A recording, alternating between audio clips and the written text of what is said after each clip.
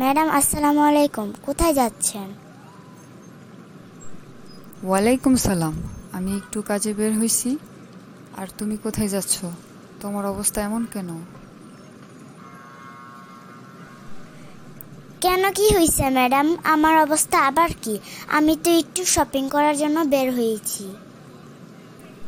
তোমার অবস্থা আবার কি তুমি বুঝো না? তুমি কিভাবে বের হইছো?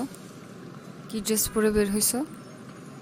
আমি তোমাদেরকে প্রতিদিন শিক্ষা দেই যে কিনা ঘর থেকে বের হলে মেয়েরা হেজাব পরবে, শালীনতা বজায় রেখে চলবে।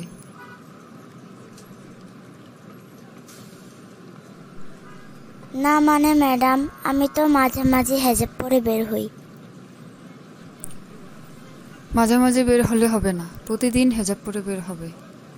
কারণ চুল দেখালে এই চুল কবরে এবং জাহান্নামে সাপ হয়ে কামড়াবে।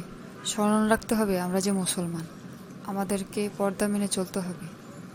এটাই আমাদের ইসলাম। সরি ম্যাডাম, আজ থেকে আমি হেজাব পরে বের হব। আর আমার বন্ধুদেরকেও বলবো হেজাব পরে বের হতে।